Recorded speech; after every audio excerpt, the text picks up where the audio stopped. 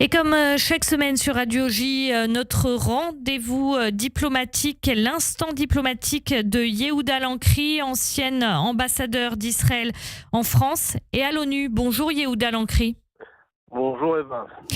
À 2 jours des commémorations des massacres antisémites du 7 octobre, ces propos d'Emmanuel Macron ont provoqué la colère de Binyamin Netanyahou. Le président de la République a appelé à un embargo sur les ventes d'armes à Israël pour ce qui concerne le conflit à Gaza. Première question, Yehuda Lankri, quelle réaction ça provoque en Israël et à Jérusalem ? Il y a un sentiment de grande frustration et de déception. Le président Macron, on le sait, a évoqué le principe de cohérence entre l'appel au cessez-le-feu et l'embargo sur les gendarmes à Israël. On vous entend mal, Yehuda Lankri. On a assez mal entendu le début de votre réponse. Si vous pouvez essayer de vous déplacer. Je rappelle donc ce qu'a dit Emmanuel Macron. Il a appelé un embargo sur les ventes d'armes à Israël pour ce qui concerne le conflit à Gaza. Il l'a fait à l'occasion du sommet de la francophonie qui s'est tenu à Paris. Et je vous demandais donc, Yehuda Lankri, qu'est-ce que ça suscite comme réaction à Jérusalem ? On a vu déjà que ça avait provoqué la colère de Binyamin Netanyahou. Alors, colère, profonde déception. J'espère que vous m'entendez mieux maintenant. Oui. Le principe qu'avait évoqué le président, un principe de cohérence entre l'appel au cessez-le-feu et l'embargo sur la livraison d'armes, est en réalité vide de sens. Pourquoi ? Eh bien, je pense qu'il y a une incohérence flagrante entre l'expression maintes fois réitérée de soutien à la sécurité d'Israël, l'engagement de Macron pour la sécurité d'Israël, et son appel aussi déplacé qu'impertinent à l'embargo sur la livraison d'armes à Israël. Déplacé pourquoi ? Impertinent pourquoi ? Alors, impertinent parce que de toute façon, la France, je pense que quelques experts français l'ont dit déjà, n'est pas le fournisseur d'armes par excellence à Israël. Elle vient très loin derrière les États-Unis. Et donc, c'est faire un peu d'agitation que parler pratiquement d'un embargo sur les armes à Israël. Ça veut dire que ça n'aura aucune conséquence concrète, c'est ça ? Une conséquence secondaire. Je dois rappeler quand même que la relation sécuritaire entre Israël et la France est bien le marqueur de la qualité de la relation bilatérale. Lors du gouvernement Balladur de 1993, François Léotard était l'architecte d'une reprise de la relation sécuritaire avec Israël. Et je pense que ça a profondément amélioré cette relation qui était déficitaire. Donc, je ne néglige rien sur ce chapitre. Je ne diminue rien.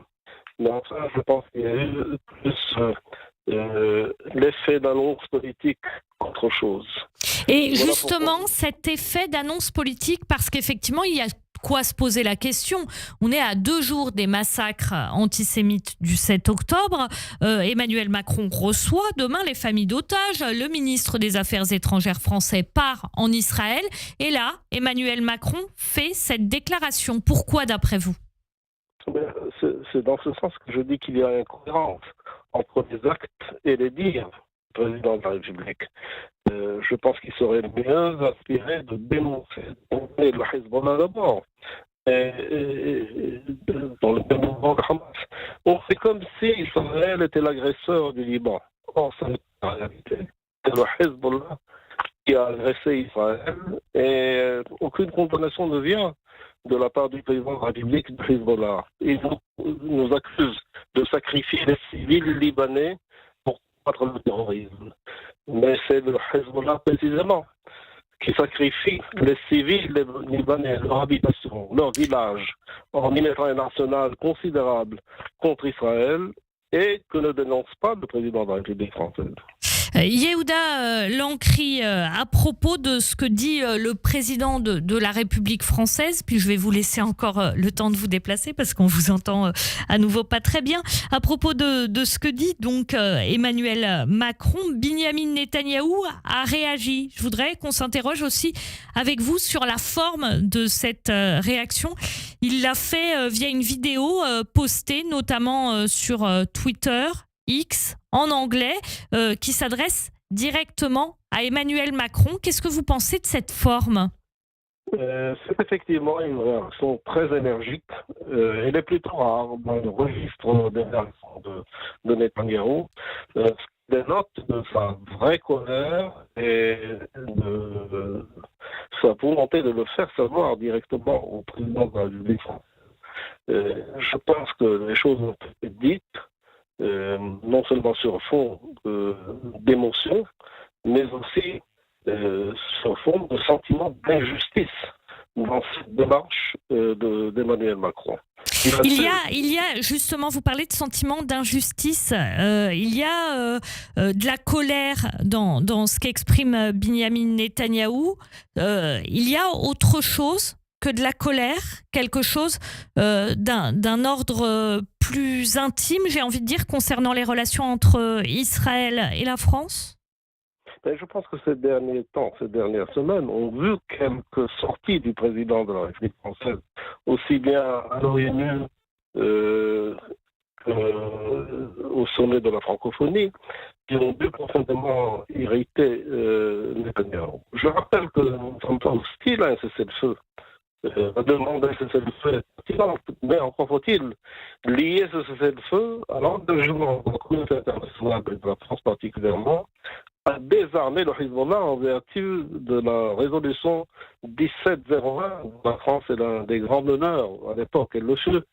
Donc il faut, pour aider le Liban justement, et nous sommes pour une intervention française au Liban qui soit salutaire pour le peuple libanais, mais en même temps qui puisse garantir avec d'autres acteurs de la communauté internationale le désarmement du Liban qu'Israël est en train d'entreprendre, se tromper d'objectif. Yehuda Lancry, incohérence, vous l'avez dit, par rapport, selon vous, aux propos d'Emmanuel Macron concernant son attachement à la défense et à la sécurité d'Israël et cet appel à un embargo sur les armes. Cet appel à un embargo fait au sommet de la francophonie, quelles conséquences concrètes peut-il avoir pour Israël ? Est-ce qu'il y a des conséquences à en attendre, peut-être pas au niveau de la défense, mais au niveau politique, ou pas d'ailleurs, qu'est-ce qu'il faut en attendre ?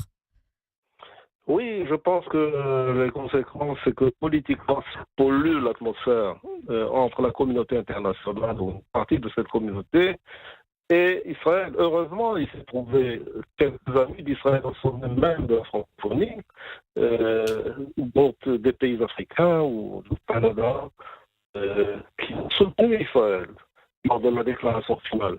Donc c'est inutile, ça me semble être un effet parasitaire dans la relation internationale et dans le soutien qu'Israël espère recevoir de la communauté internationale. Merci beaucoup Yehuda Lancry, ancien ambassadeur d'Israël en France et à l'ONU, qu'on retrouve bien sûr chaque semaine sur Radio J pour cet instant diplomatique notamment à retrouver sur radioj.fr. Merci Yehuda Lancry et Shana Tova à vous. Merci beaucoup. Merci Eva, Shana Tova.